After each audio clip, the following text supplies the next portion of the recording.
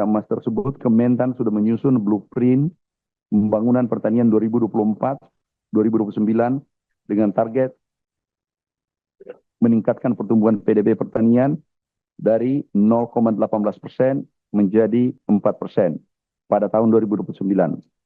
Ada 5 program yang dilakukan untuk mencapai target tersebut adalah: pertama, program swasembada pangan nasional; 2, program pengembangan komoditas ekspor; 3, program peningkatan produksi susu untuk pangan bergizi; 4, program pekarangan pangan bergizi; dan 5, program mandiri energi B50. Beberapa program Atas prioritas penjelasan yang telah disampaikan. Selanjutnya kami persilakan anggota Komisi 4 DPR RI untuk menyampaikan pertanyaan dan tanggapannya. Dimulai dari fraksi PDI Perjuangan, Prof. Rohmin. Assalamualaikum warahmatullahi wabarakatuh. Terima kasih Bu Ketua, pimpinan, Pak Menteri Pertanian, sahabat lama saya, Pak Wamen yang saya banggakan, seluruh jajaran Eselon 1 dan rekan-rekan anggota Komisi 4 DPR RI yang sangat terhormat. Pertama, saya juga mengucapkan selamat pada Pak Amran. Kalau saya baca kurikulum PT Bapak dan style kehidupan, Bapak sungguhnya berpeluang menjadi the best Minister of Agriculture dari mulai Pak Toi Badiwijaya sampai sekarang, Pak. Nah, cuman seperti Allah katakan, manusia kan nggak ada yang sempurna gitu. Jadi saya izinkan dari fraksi PD Perjuangan mungkin melengkapi kesempurnaan Bapak. Pertama, program prioritas di pemerintahan sekarang Pak Prabowo adalah swasembada pangan, dan kelihatannya jurus Bapak hanya 2 ya, yaitu program pencetakan sawah atau yang dikenal sekarang food estate ya. Yang kemudian adalah kedua itu optimalisasi existing lahan-lahan pertanian. Yang ingin saya tanyakan kepada Bapak ya, Bapak kan lebih tahu dari saya Pak, bahwa histori food estate di Indonesia itu sejak zaman Pak Harto sampai dengan Pak Jokowi terakhir itu semua fail Pak, gagal. Jelaskan kepada kami kiat-kiat apa yang membuat Bapak bisa meyakinkan Pak Prabowo dan rakyat Indonesia bahwa melalui pencetakan sawah itu tidak akan gagal lagi. Karena pada mati jauh kami Pak, ini pertaruhan kita Pak. Visi misi Pak Prabowo sangat bagus karena pangan adalah hidup matinya sebuah bangsa menurut Bung Karno gitu. Jadi once ini gagal, sektor kita akan susah Pak untuk bounce back, untuk meyakinkan lagi Menteri Keuangan, Presiden berikutnya, dan petani kita apa namanya. Jadi tolong jelaskan ya supaya tidak gagal, karena saya kebetulan ketua AMDAL di 7 hektar Kalimantan Tengah Pak, contohnya. Menurut IPB waktu itu lahan yang sesuai itu hanya 100.000 hektar Pak, berdasarkan kedalaman gambut 1 meter.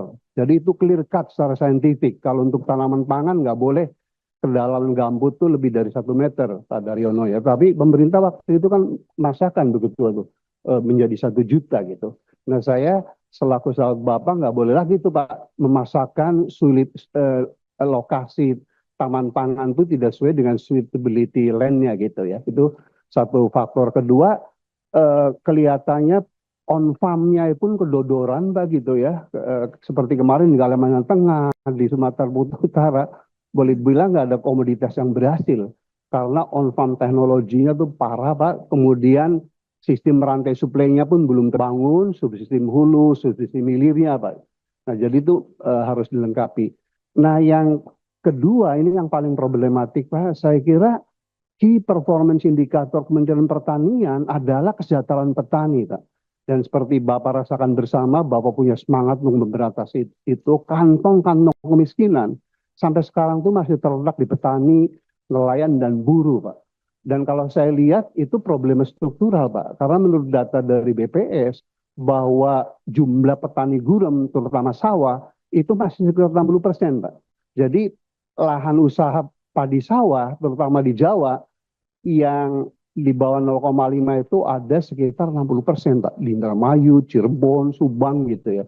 Padahal menurut penelitian FAO dan IPB bahwa economic of scale dari padi sawah, Pak Menteri, itu adalah 1,5 hektar Pak.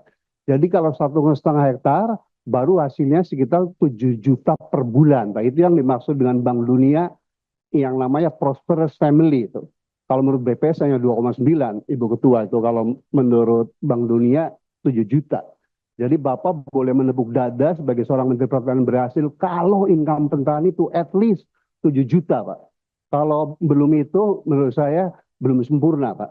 Nah, jadi bagaimana Bapak menjawab problem struktural ya yang sejak zaman Orde Baru sampai sekarang malah terjadi involusi, Pak.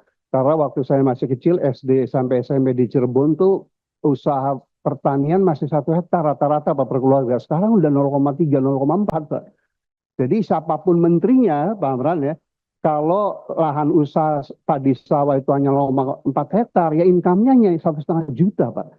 Jadi how to overcome sebagai minister ya, mengenai skala ekonomi yang tidak terpenuhi oleh padi sawah, Pak. Yang kedua adalah bahwa problema penyusutan lahan. Bapak lebih tahu dari saya, setiap tahun sawah produktif itu terkonversi rata-rata antara 100.000 sampai 150.000 hektar.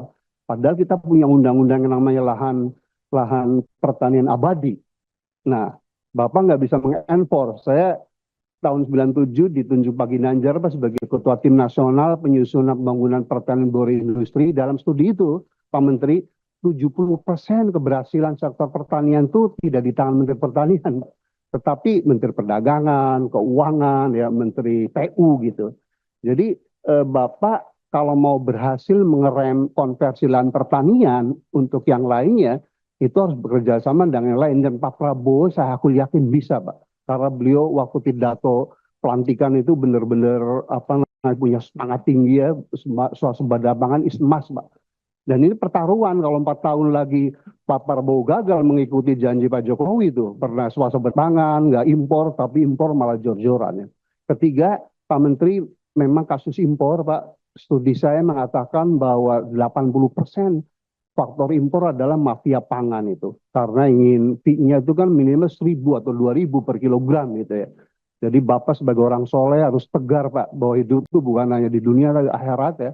Kalau Bapak ikut-ikutan di mafia impor ya petani akan sengsara terus gitu, Pak ya. Dan kemudian terakhir adalah bahwa akses petani terhadap kredit, Pak. Ya kan, memang sejak 2010-an sudah ada yang namanya KUR, Pak. Tetapi persyaratan 5C itu, Pak Menteri, itu masih diterapkan gitu. Jadi petani, nelayan itu masih terjerat ke tengkulak, Pak. Jadi pertanyaan kedua adalah bagaimana Bapak selaku seorang jenderal di Kementerian Pertanian mengatasi problem-problem struktural tadi, Pak. Mulai skala ekonomi, kemudian konversi lahan ke non pertanian ugal-ugalan, mafia impor dan seterusnya. Ibu Ketua, Pak Menteri dan hadirin, kalau saya boleh usulkan, Mbak, enough is enough, Pak Mas Jaili ya. Jadi untuk menyikapi impor itu, kalau saya boleh usulkan, Ibu Ketua, itu ada 3 klaster komoditi, Pak Menteri. Klaster pertama adalah kalau secara faktual, memang komoditas itu produksinya, Pak Menteri, udah lebih besar daripada kebutuhan nasionalnya. Nah kalau ada mafia, Pak Wamendo, demo kemudian ditumpuk, jadi harga naik ya, itu nggak boleh impor. Tetapi memang syarat pertamanya adalah satunya data, Pak. Saya ngikuti Bapak waktu itu bertemu dengan Pak Enggar ya, Bapak klaim produksi beras sudah cukup, Menteri Perdagangan bilang nggak cukup. Bapak yang kalah, impor gitu. Itu nggak boleh terjadi lagi, Pak. Komisi 4 100% akan membackup Bapak. Kalau memang betul-betul produksi itu lebih besar daripada si demand-nya, Pak. Enough is enough. Jadi contoh beras, kemudian jagung ya. Harusnya kedelai pun dengan varietas yang ditemukan oleh Profesor Alizum, oleh Saudara Hazriel di IPB, Pak. Harusnya kita mampu, Pak, untuk swasembada kedelai kalau kita bisa memberantas mafia itu. Kedua adalah klaster komoditas, Pak Menteri, Pak Wamen ya. Yang sekarang memang demand-nya atau kebutuhannya lebih besar daripada si produksinya.